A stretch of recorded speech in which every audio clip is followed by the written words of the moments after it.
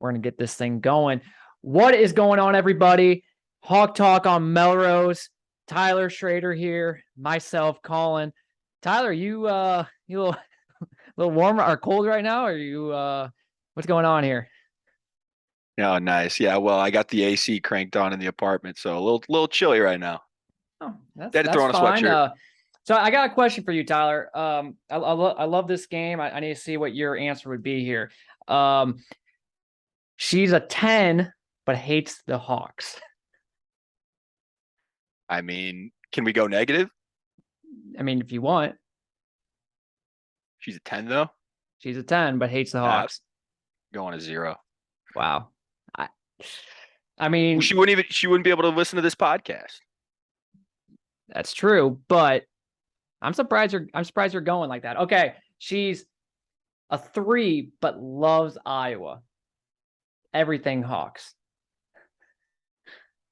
But she's a Give her a 3. 7. Give her a 7. All right. Hey, I gotta be. I'm the nice guy in the podcast. Okay, what do you expect? Impressive. All right, let's get into it. We got a lot to talk about today as we are gearing up. We're recording this Wednesday night, so you guys will have this out Thursday. So by then we are approximately 30 days away from college football starting and about 37 days away from Iowa football. So it is here. I know yesterday and today were Big Ten Media Days. Usually when that happens, the season's right around the corner. We got 2 teams already starting fall camp tomorrow, I think, or maybe even today, Northwestern Nebraska, since they're starting a week early. And then Iowa and the rest of the Big Ten and around the country will be starting already next week, middle of next week. So it is here. Football season is here. NFL, they've already reported the training camp. I think beginning of this week. Next week is preseason football already, next Sunday. Or like not this Sunday, but the following Sunday. So love it, Tyler. Absolutely love Yeah, it. it's crazy. It's crazy. It's coming fast, man. It just seems like we just did our first episode of the new podcast literally Weeks a few go by days ago. fast. But it'll be here before we know it. I start kind of prepping, or not really prepping, but like just kind of jotting down some stuff like, a couple days in advance, and then, or like, a couple days before we record, and how fast just those couple days go. It's just like, oh, okay. And before we know, it'll be next Wednesday, before you know that. And then by then it's like every Wednesday we do it, it's like we're 1 week closer. And before you know it, we'll be recording an episode leading up to that first game that Wednesday, a couple days before the first game. So it's awesome. It's pretty, I mean, I love it. So let's get into the Big Ten Media Days a little bit from yesterday. I'm not going to really get much into it. I did listen to Ferentz's interview, both when he talked to the reporters, but then also when he sat down with the Big Ten Network. And, they just asked him some simple questions, questions that we kind of already know about the offense, different things like that. The thing that I am kind of interested in was they released the pre-camp or Big Ten Media Days edition of the depth chart, which there were a couple changes from spring ball. So obviously, number 1, Spencer Petras is still the number 1 quarterback, which, I mean, we kind of expected that. Yeah. There is a quarterback competition, but in my eyes, I said this last week, I think too, I really do think that he is going to be the starting quarterback, which if there is a legit quarterback competition and he wins it, that means that he's probably the best guy that we have. I mean, I like Padilla. I like, I don't really know much about Labus, so I can't really comment on him that much. But, if Petras is the guy, he's the guy. I think I said this last week, and I don't know, you might agree with me or disagree with me on this, but, I really do think, I think Petras, he is, I mean, let's face it, he's pretty average, but I do think from 2020 to 2021 that really hurt him was the offensive line play was not very good. I think that hurt him a lot. And then I also think, I don't think I talked about this last week, but I thought about this yesterday when I was driving, that him losing 2, well, 1 for sure, but I mean, both guys went to the NFL. One guy's still playing the NFL. Brandon Smith and Mir Smith-Marset. I think losing those guys too. I mean, that's kind of a big thing. So like 2020, Petras had a pretty good year, or a decent year. And then, last year he kind of took a step back. I saw this on Pro Football Focus that Spencer Petras, Alex Padilla were pressure on 33% of their dropbacks last year. And in 2020, it was only 24%. So for someone like Petrus, who just isn't very good, scrambling, things like that, you need to see that number down, way down. And so hopefully this year, offensive line, depth is kind of an issue, but at least we got some guys back, guys that played a lot last year because we had injuries last year. So you're hoping that they take that next step. Yeah, it was no secret that I think the offensive line was a major issue, from start to finish last year. And I think, obviously that doesn't help a non-mobile QB like Spencer Petras. And I think you're right. I think that, we talked about it last year. It wasn't just him. I think it was a combination of the offensive line. I think it was a combination, like you mentioned, which is a good point, losing really two, your top two receivers. That's always going to be tough. It's always going to be an adjustment. And then obviously play calling. I think that kind of is everything kind of is one together. Problem. The offense, there was just no consistency. And I said that I think on the last podcast, there was no one area where I felt good about the offense. And I'm hoping this year, like you said, with the offensive line, a few of them coming back, and hopefully another year under their belt will bode well for Spencer. Yep. And with Spencer, if he is the number one quarterback, I'm going to go into that first game. I'm going to be behind him, and I'll just see how it goes. It might be something where it'll be instantly where I'm not behind him. But if he does start, I'm going to be behind him right away. And, got to give him, if he did improve from, last year to this year, I have to give him credit. I said it last podcast. He does put in the work. And, he looks like he's trying to get better. He's that type of guy that, you could tell he wants to get better. He knows that last year was a disappointment. And I think that entire offense thought last year was a disappointment. Yeah. And that's what is, in my mind, is a one thing that I'm kind of excited about, is because I do think that they know how bad it was last year, that it only can get better. I hope they play with a little bit of chip on their shoulder, knowing that, it needs to improve, and maybe it will improve this year. Yeah. Once again, with the defense, you don't really need to be that good, but if you can just be average and, at times, because the defense can't bail you out at all, in all situations. So just be somewhat, reliable. And you got to do your part. And not putting your defense in just bad situations, I think is also important. Yeah. So they gotta hold up their end of the bargain a little bit more this year. That's for sure. Yeah, for sure. And then, so kind of going more into the depth chart, running back situation, kind of, the same. We kind of figured Gavin Williams, LaShawn Williams, two Williams brothers. At the time, I was kind of, last year when Tyler Goodson didn't, or announced that he wasn't going to play in the bowl game, I was kind of like, oh, damn it. But the more I think about it, it was actually kind of a blessing in disguise, because it gave these two guys an opportunity to really start and kind of see what they were all about. And I thought they played really well. On addition to that, obviously you can't run the football without a decent offensive line. And I thought, and Kirk Ferentz mentioned this yesterday at Big Ten Media Days, is the offensive line did improve as last season went on. You get in November, they were starting to look a little bit better, even, and then into the bowl game, he even said that was probably their best performance. So, they were young last year, but as obviously the season went on, they got better and better. But I thought these two running backs played really well, even though we lost, but they played really well. Gavin Williams just hits the hole. LaShawn is more of that, kind of like a Tyler Goodson. He's a little bit more shiftier. Gavin just hits the hole. They're going to be a really good 1-2 punch. Question is, who will be the number 3? Who's going to emerge? Obviously at running back, guys get hurt, guys get banged up. You always want to have at least a third guy that can be reliable. We got some newbies in that, could step up, but we'll just have to wait and see on that. Yep. I agree. I think this year we'll see a little bit more of a 1-2 punch. And I think, again, depth, shouldn't be really an issue at the running back spot this year.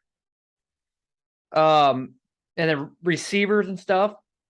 This could be an issue with depth, because, okay, we have the top 3 guys, Keegan Johnson, Arlen Bruce, and Nico Reganey. But then, outside of that, who's going to kind of step up? Because once again, in that position, you want to have more than just 3 guys. Surprisingly, we saw a guy named Alec Wick as a backup to Keegan Johnson. Jackson Ritter was kind of that guy last year, which I didn't know anything about Jackson Ritter last year, but he did play somewhat. Well, he got hurt and he's out for the season, according to Ferentz yesterday. So it's going to be up to Alec Wick. Apparently, I've never heard of him. Apparently, I read where he holds the Iowa high school record for career receptions and ranks third in receiving yards. So I don't know. We'll have to see on that. I mean, he's like the type of guy where know nothing about, but he could end up being decent for us, kind of like a Matt Vandenberg, who was kind of a nobody coming in. I mean, even you could even make the case Charlie Jones when he came in. Who was he? Nick Easley a couple of years ago. Who was so like it always seems like we always kind of find these kind of just random guys that actually end up not being too bad. We do got some unproven guys that I'm excited about. Deontay Vines, Brody Brake, and then Jacob Bostick. He's that freshman out of Illinois. So guys that I think are decent, but just have yet to be proven. So, and then offensive line, kind of surprising. Logan Jones is the starting center. He went into kind of the spring ball as the kind of the backup, and now he's a starting center. He was a guy played defensive line for 2 years. So he is like a Tyler Linderbaum started out the defense and switched the offense. So hopefully it's the same story. And then Tyler Ellsbury, who was the starting center, has actually shifted to left guard. And I'm guessing it's because Justin Britt, who's going to be out for the year, which is another kind of big blow. I didn't know if he was going to start this year or not, but he was definitely going to provide that depth for us because he's not bad. I mean, he's been in the program for a few years, but he's out for the year. He's been having knee issues for the last couple of years. So it has to be something with that. So right now, Logan Jones, Tyler Ellsbury, and then you got right tackle Jack Plum, left tackle Mason Richmond, and then right guard Connor Colby. All three of those guys are back from last year. So those positions should be good. It's just hopefully Logan Jones and Tyler Ellsbury. And then, like I said, once again, the depth issues. I mean, we're young. We have a lot of guys. We're just really young out of those three. And then tight ends. I mean, not much to talk about. Sam Laporta, Luke Lachey, both guys. I mean, they might be one of the best tight end duos. I mean, Sam Laporta might be the best tight end in the Big Ten. And then you pair him up with Luke Lachey, who's 6'6". You're looking at pretty good duo right there. Yeah, hopefully we got another duo at tight end. It's nice when Iowa has that. They've had success in the past. Obviously. Seems like every year. I mean, that's one position where we never have to worry about. It's like I agree. It's like defense and like tight ends on offense. I'm always like very and usually very offensive line about. Too.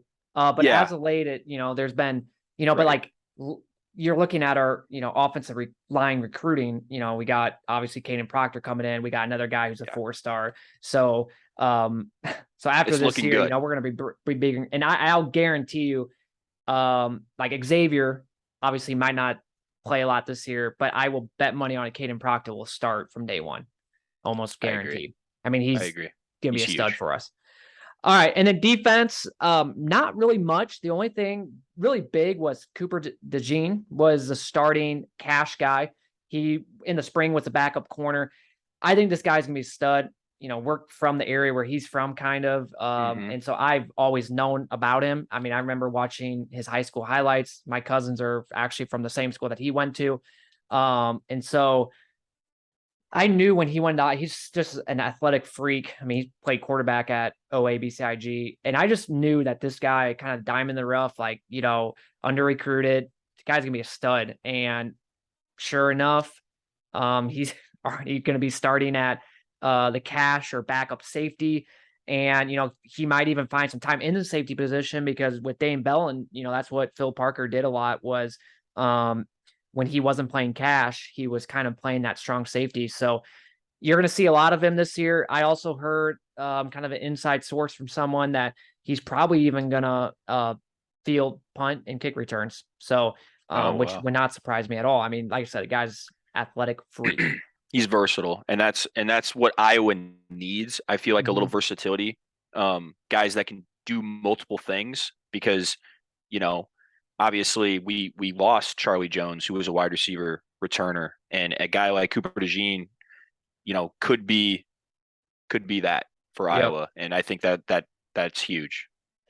Exactly. And then everyone's like freaking out because Xavier's not on the depth chart. It's like, geez, guys, we're fine. I mean, if he was a 5-star on the offensive side of the ball, I would be like, okay, like this guy needs, I mean, but like on the defense, like we just got dudes everywhere, and he's gonna play this year. I mean, it's not like he's not gonna play.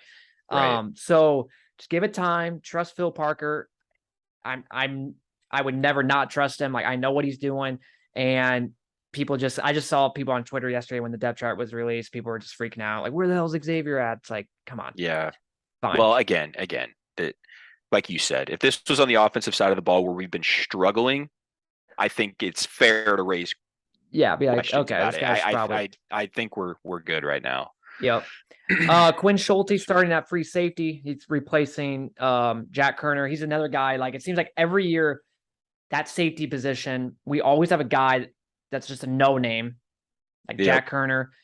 Before that was God, what's his name? I forgot what his name was. He plays in the NFL still, plays for the Rams. God, I can't think of his name, but he was there before Jack Kerner. And and now we have a guy named Quinn Schulte who I've never heard of, and he's starting at free safety, but just watch him be really good for us. And then Jamari Harris starting at, corner, out for the first game, Terry Roberts backup. And I also think defensive lineman Lucas Van Ness, the backup. It's just funny to me because both of those guys are very good and would start at a lot of different places. But the fact that they're backups, not saying that in a bad way, because I'm just literally saying that because, we have so many just studs on the defensive side that the fact that they're backups is just hilarious. And both of those guys are going to play a lot. It's just funny because it just shows how many good guys we have on our defense. Yeah, again, depth right there is going to be huge, and like you said, they could start in a lot of places, and the fact that they're not here says a lot about the defense. Yeah, I mean, it's going to be good. It's going to be fun to watch again. I think this year. I'm really excited for Lucas Van Ness. I mean, the dude is the fact that he's a defensive lineman and has a 6-pack. Guy's going to be a stud for us, and he really turned it on last year for us, and I'm really, really excited. By the way, the safety, I was looking it up, Jake Gervais.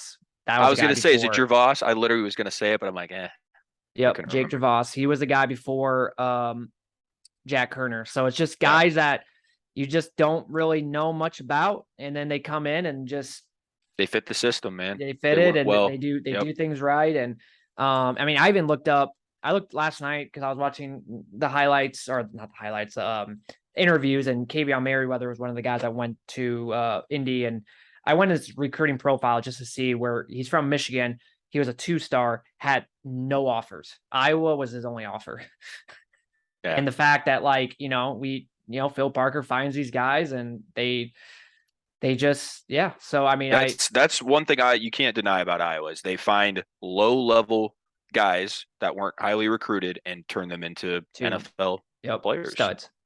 I mean, really, that's what they do. Yeah. I mean, like, look at Dane Bellin. He was a guy from Florida. I'm sure he got some, but he was only a 3-star. Amani Hooker, he was from Minnesota. I think he was a 2-star. I mean, it's just, here's the thing. If you're a guy that is, especially if you're if like Phil Parker comes up to you and, like, let's say you're a corner or safety, and he's like, I really want you would probably fit well in the cash position for us. I'd be, okay, I'm going to Iowa, because the last 3 or 4 guys I've played cash has now gone on to the NFL. Monty Hooker, Dane Bellin, Geno Stone. I mean, those guys literally. You play that position, you got to be versatile, and that means you can play many things in the NFL too. Yeah, and NFL probably loves that, and so it's I want to, and they're all doing good. I mean, Geno Stone, I haven't really heard much of that. He still plays for the Ravens, but Monty Hooker is a stud for the Titans, and I honestly expect Dane Bellin's going to be good for the Giants. So it's just, it's a good position. I love that. Love the cash position. I know we kind of started that probably 5 years ago. It's just really good to do because, especially now there's so many teams that kind of run that spread offense that you almost need at times. It's a hybrid linebacker safety. You need to take that linebacker out that's just not that good in coverage and bring in a guy that's, like you said, can do a lot of different things. So speaking of which too, I was talking to some other guys about this is Justin Jacobs. That was one thing from his game last year is his coverage play was not that good, but I mean, he was also his first year. I expect him to take a big jump. And I know he even talked about it this offseason where, he really wants to get better in the coverage game because like that was just one area that he was just so in. And so with like Justin Jacobs, if he can, be good in that part of the game, man, he is going to be a stud for us this year. Like absolute stud. And we already know what we're going to get out of Jack Campbell and Seth Benson. So it's our line. I'm just pumped. Like I'm really excited for the defense. Like, is it bad to think like, is it bad for me? Like that first game, like going into that game, I'm gonna be more excited to watch our defense than our offense. I'm gonna be intrigued to watch the offense because I want to see how like what, how we look and did we actually change things up in the offense? But I'm gonna be more excited to watch the defense. Well, the defense does anything like the first game last year, I think it's gonna be a fun, like the first, like, fun game to watch. Yeah. Yeah. But actually, going back, I totally forgot about this. So I thought the first 2 touchdowns were defensive touchdowns, but the first touchdown was literally our first offensive drive. Oh, I know. Tyler Goodson, 50-yard run. I totally forgot that. I totally forgot that's what it started out promising for the offense. It was short lived, and then it was short lived right after. Yep. It started out that way. Yeah. Sorry, I had to move one of my things. All right. So that's depth chart. I mean, we're obviously that's pre-camp.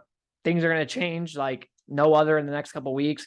Knock on wood, no injuries, but obviously that's can happen and that could, be a case, but also guys just stepping up in fall camp. So we'll revisit the depth chart because that will be released again going into the first week. And I am bet money on now, we're going to see some changes. So people freaking out that they don't see Xavier or this or that, or, if you hate Petras, why is he number 1? It's like, guys, we still have all of camp for things to be figured out. So let's, I'm going to talk a little bit about the schedule, but we're going to do a schedule difficulty of Iowa opponents, 12 being the easiest opponent, 1 being the hardest. Tyler and I, we literally do not know each other's. We kind of purposely did that. For the over-unders from last week, we kind of knew each other's going in. So, we could, bias. We're going to make it unbiased this time. That's a good idea. Or like, yeah, I can see that. This, we have no idea. So we're going to go over that here soon. I do want to talk a little bit about the schedule though. Man, how sweet is it that we have 5 sellouts already going into the season? This might be the first year since 2011 that all 7 are going to be sellouts, which I'm pretty sure will happen. When I wrote this, South Dakota State at 2,500 tickets left, Nebraska 1,100. I'm pretty sure the last time I saw it was 1,500 left for South Dakota State and like a little under 1,000. So I guarantee you both of those games will be sold out. So probably the first time since 2011, but I don't know, correct me if I'm wrong, I don't remember ever a time where we've had 5 sellouts before the season even starts. Usually it's like 1 or 2 a year, and they're usually a couple of weeks before the game. Like, right. It's just crazy. It is, and it's awesome. Like I think it's awesome for people that already have season tickets. I know for Austin, he's kind of like shit because like, if he's hoping to go to some games, well, the only way he's going to be able to get tickets now is StubHub and places like that, and that's where they get you, versus being able to buy them from the university where they're a little bit cheaper. So, but yeah, I think it's sweet. Iowa State, Michigan, Wisconsin, surprisingly Northwestern. Like and then the most surprising was Nevada. I mean, it's Nevada, but it is a night game. So I know last year we didn't have one night game, which kind of sucks. I know a couple games last year kind of went into the night, but it's still cool, but it doesn't give you that same feeling where you're walking into Kinnick at 5:30, 6 o'clock at night, sun setting behind you. And it's just the atmosphere of that. So like that Nevada game, even though we're playing Nevada, it's going to be a fun game to go to because, it's a night game. And unfortunately, you can't go to it because you have a wedding that night. Have fun. Shout out Tanner Wittrock. Yeah, no, I will be at the wedding, unfortunately. But yeah, no, I mean, under the lights at any sporting event, let alone Kinnick, it's not comparable. So I'm excited. Obviously, I won't be able to watch it or be there probably, but I'm excited to kind of see. You definitely won't be able to watch it because it's at night. No. And you'll be at the. Yeah. If it was like 11 a.m. I'm in a wedding, so I can't actually probably watch it. I'm actually in the wedding, so yeah, you won't be able to watch. You'll have to watch highlights. I'll pull it up on my phone during the. Hopefully we don't. I mean, it's the game after the Iowa State game, win or lose versus Iowa State. If we win, it could be a recipe of a letdown game, but I think with it being a night game, I just don't think that would Well, happen. I think I we don't would either. be pretty, No. jazzed up about that. But then in addition to that, I want to hear your thoughts on this because you're going to probably go the first game with me. Do you like 11 a.m. for the opening game? I want to hear your thoughts because I have my opinion on it. Good question. For the opening game, we play South Dakota State.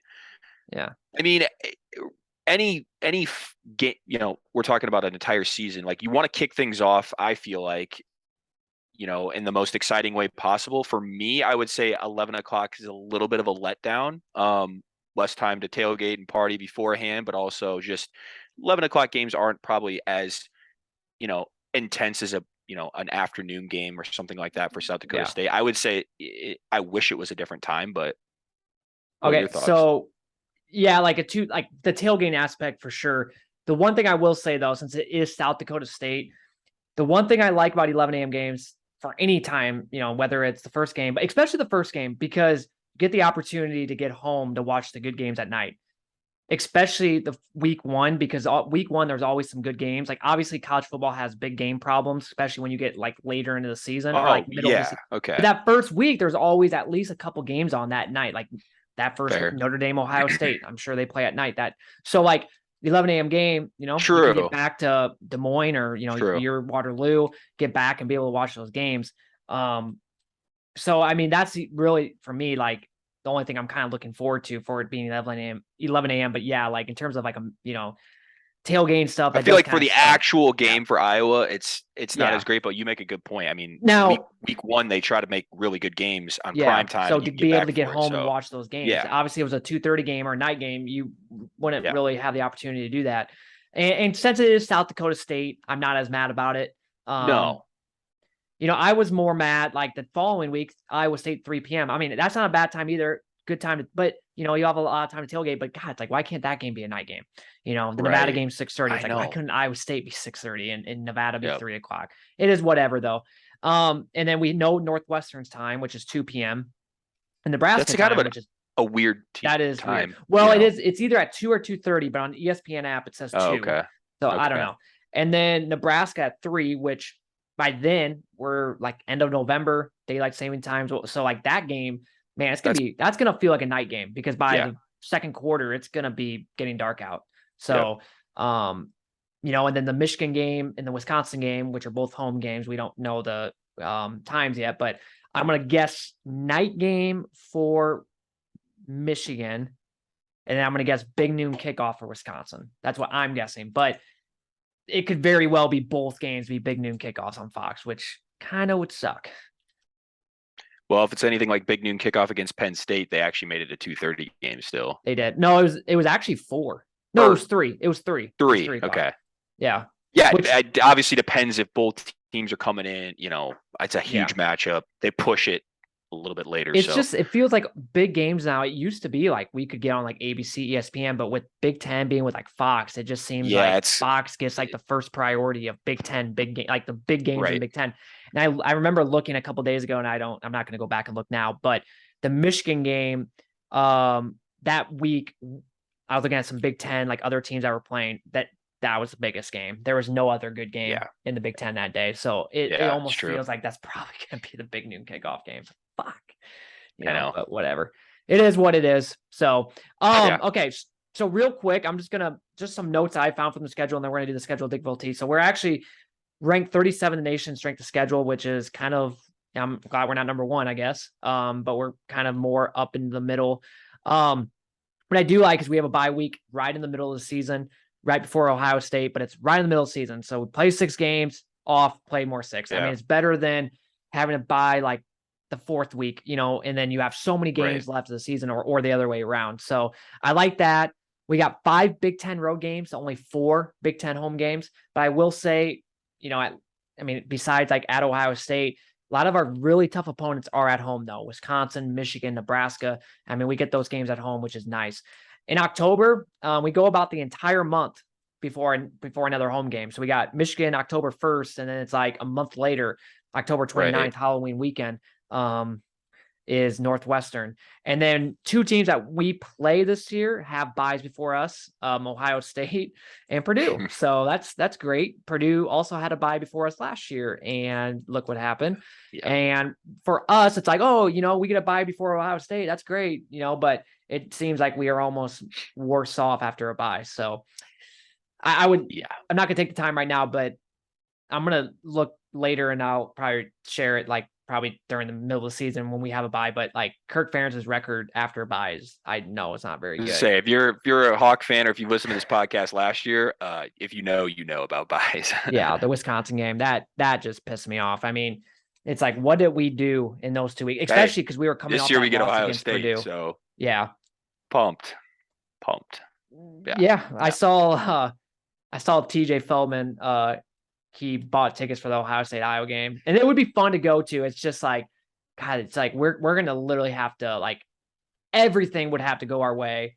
And I'm not, I'm just sharing. I mean, I'm not trying to but everything would have to go our way. We would have to just I don't know. It would be a fun game to go to though, but it's just like, God, I mean, it's at the shoe, so the experience would be sweet. It would be. The game is it's a risk. Obviously, you go there and you could be very disappointed, or you could have the time of your life. You never know. I just hope whatever happens that day, I just hope we at least put up a fight, because I'm sure that game's gonna be a national TV game, Fox, ESPN. Just put up a fight, make it look like we at least competed against them, and we'll talk about that as that game gets closer, and obviously things can change and different things like that. So, all right, let's get into the ranking difficulty. We're just going to go 12 through 1. Like I said, 12 being the easiest game that we think. And then, so Tyler, we'll start with number 12. I'll let you go first, and then I'll share what mine is. Okay. At number 12, I have got the Nevada Wolfpack. I think this team is not the same Nevada team that once was a few years ago when they were actually pretty competitive. They lost their QB. I think his name's Carson Strong. He's been there for what seems like forever. He was really good for them. They lost him and their top wide receiver. Again, I'm taking into account this is a night game. Kinnick should be electric. I think this is their easiest game on the schedule. Okay, so we're already wrong. So I put South Dakota State at number 12. I just think for me, it's in FCS team. They're going to come in because it's a big game for them. They want to come in. They have nothing to lose. But with FCS teams, the one thing that's not going for them is, yes, there's some talent there. There's a lot of guys. I mean, let's face it. There's a lot of guys that play FCS football. Hell, there's a lot of guys that play D2 football that could play D1. But it's very it's not at every position. Plus the depth in the FCS level is just not very good. So when you're going up against a team that's physical like Iowa on a hot day, because it's going to be September 3rd, that it's going to be tough for them as the game goes on. So that's why I put South Dakota State at number 12. All right, number 11. Well, I went South Dakota State here. So we pretty much flip-flopped. Okay, I figured. So again, this is one of the better FCS teams that Iowa can play. So I'm taking that into account. They just had a running back go to the NFL last year, so they lost some talent. Their QB as well is not there anymore. But this is still a really good team for being an FCS program. In my opinion, it's kind of a lose-lose for Iowa when you play an FCS team, especially a good one, because you're expected to win, and God knows what happens if you do lose. You lose. Take note to look at Dakota State a few years ago. 2016. Very depressing. Or 2009 when we almost lost to UNI. So that began the season, but then we went on to win the Orange Bowl. Shout out Panthers. Yep. All right. Number 10. 10, I went Rutgers. This was kind of a tough one because, again, I'm taking into account it is unfamiliar territory. We don't go and play in cross-country, fly to New Jersey very often to play a game. But I just feel like talent-wise, we are head and shoulders better than them. We should win. Now, we've had a game where I can still remember it was one of the most boring games of all time. It was 14-7 or something like that. Most boring game when we played Rutgers. So you never know. It could be close, but they're coming, but I still think they're years away from being competitive. I have them at 10. Okay. At number 10 for me, I have Northwestern. I don't know. Maybe I'm wrong. I just think, being at home, I think Northwestern, I think they're going to be better than they were last year. They were not very good last year at all, but I don't know. Yeah. Northwestern at number 10. Yeah. All right. Number 9. You can go 9. You go first. Okay. At Rutgers. So Okay. kind of similar boat with you on, unfamiliar territory, but they're Rutgers. So Yeah. I actually went Illinois. So second year being under Brett Bielema, I don't think they're where they want to be with him yet. They do, again, listen, they're a team that are competitive. I mean, I remember last year they led by double digits to start that game. We actually had to come back yeah, and win that game. that So, was and Brett Bielema didn't even coach on the sideline. I looked it up. I totally forgot he had COVID. So he'll probably be there forgot this about that. year, I did which forget about that. obviously doesn't bode well. And I actually have, I think, Iowa losing to Illinois, but on paper, I'm just looking at it in terms of the strength of the schedule. I think I have them at 9. Yeah. I think I have Iowa losing to Illinois too, because I really think if we beat Michigan, we might have a letdown, and it's at Illinois. So that was your number 9, right? Yes. Okay, so at number 8 for me, I had at Illinois. Okay. Kind of the same thing you said. So I have Northwestern. Northwestern is 3-0 in their last 3 games at Kinnick, which is why I kind of went here God, I should have maybe moved them up a little bit. It's one of those. Again, last year we barely beat them on the road, and they were a very bad football team last year, and that's that's the start of the whole quarterback controversy game too for Iowa, which hopefully is not the case this year. But it's Pat Fitzgerald. I'm taking Pat Fitzgerald. I mean, yeah, that game again, yeah, was kind of decided in the second half. So, and then so that was number 8 for you. Yes. Okay. All right. You can go number 7. 7. I went Nebraska. Okay. Listen, I think we're really getting into the team, like, the upper-ish teams into the Big Ten now. So you're kind of nitpicking, but I would go Nebraska. It's the pressure to make it 8 straight against this team. Last year they went 3-9, but all their 9 losses were by single digits. So they were right there in most of their games. Again, we were down big and had to come back against them, but I've got them at 7. So I have Iowa State at 7 for now. I do think they're going to be much better than they were last year. I really do. I keep saying that to you. I just think they're going to have no pressure. They're not going to have the expectations like last year. And so I do think that they are going to be a much better team. But when I was doing this, I really had to look at the remaining teams left. And it's like, there's other teams that I have to put ahead of them for now. And, I could bite my words there, but for right now I have them at number 7. Number 6. Number 6, I have Minnesota. So rivalry game in Minneapolis, again, looking to make it 8 straight against this team. So it's a lot of pressure, going to be a big game. Minnesota, which I had to like double, look at this a second time. They finished second in the Big Ten West last year. And I think a lot of people don't realize that even after losing Ibrahim against Ohio State, they finished well. He's coming back. Gonna be a tough game. I've got them at 6. Number 6 for me, I have Nebraska. I think until they are going to be a better team too, but they are Nebraska, and until I actually see them be able to win games that they should win, and you see a disciplined Scott Frost team, maybe they should be higher on my list. But for right now, I have them at number 6. At number 5. 5, I have Iowa State. So I'm taking into account this being the in-state rivalry game. Yep, this is maybe more of like a fan's as a fan, I'm more worried about this game. I think it's tougher maybe than even the players might not think that, but like you mentioned already, dude, I would not be shocked if they outperform from what they did last year. There's no pressure on them. I think that they will have a better record than they did last year. 100%. Would not shock me. So that was your number 5 for me at Minnesota. You mentioned that with the second. I kind of forgot about that too. The one thing though is they are losing a lot of guys on both the offensive line, defense line, and that's where you win Big Ten football games is the offensive line, defense line. And but that's still gonna be help them run the ball against Iowa effectively last year. So that's a good point. And just being on the road, we've obviously beat them a lot the last 6 or 7 years. That they're gonna eventually it's gonna happen, and it's sucks saying that, but so I have them at number 5. Number 4. All right, this is where a little bit of a shock, maybe. I have Michigan at number 4. So Michigan's a tough matchup. It's going to be, if we win this game, it's going to be close. It's just going to be down to the wire if we were going to win this game. I think that's what history tells us. Michigan still has a really good run game. I think they're going to focus in on that this year. We just got our asses kicked against them in the Big Ten championship. So you would say maybe I'm ranking them a little bit lower than what they should be, but I feel like we on paper match up a little bit better than who I have at number 3. So I've got them at 4. Okay. I have actually at Purdue.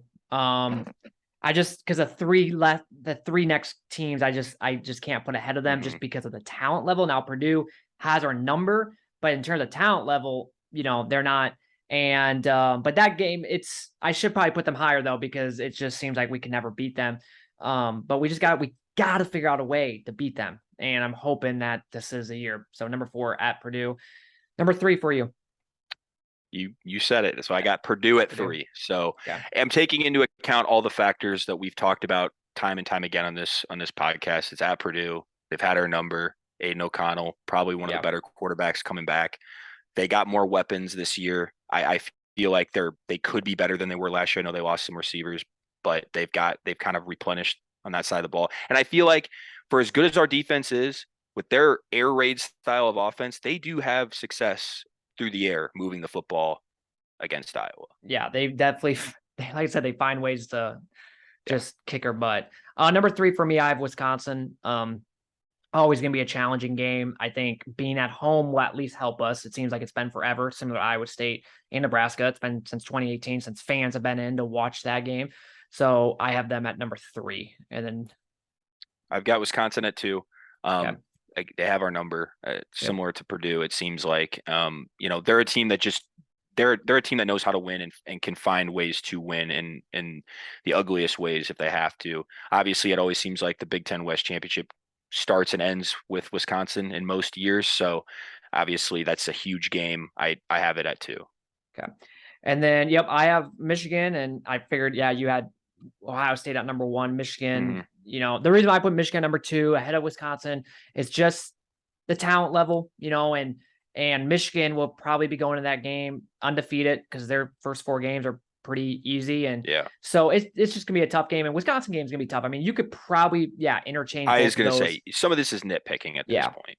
And then obviously Ohio State gonna be the toughest game on the schedule, no doubt. I mean, there's no denying that.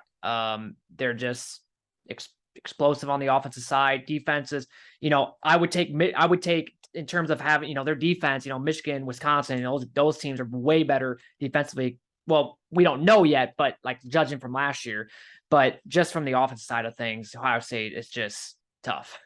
Very unreal. tough. They've got, potentially 2 Heisman candidates, C.J. Stroud, Jackson Smith, and Jigba.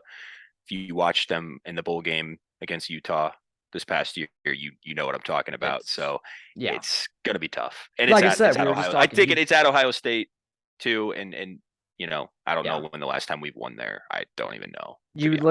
All I know is the last time we played there was, I think, 2014. And 2013, we actually played them pretty tough. I know. I remember that game. And even back in 2009, when we chanced to go to the Rose Bowl, we played them really tough too. But and then we all know what happened in 2017. So let's just have the same performance like in 2017. And just air it out, man. Just let it loose.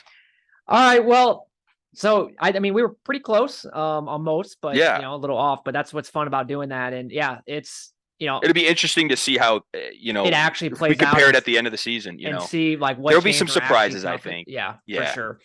Yep. Well, we are running out of time here, real quick, because by next week camp will be starting. So, Tyler, what is your pre-camp season prediction? So, I have got real quick here. I have got Iowa right now as it stands going 8-4.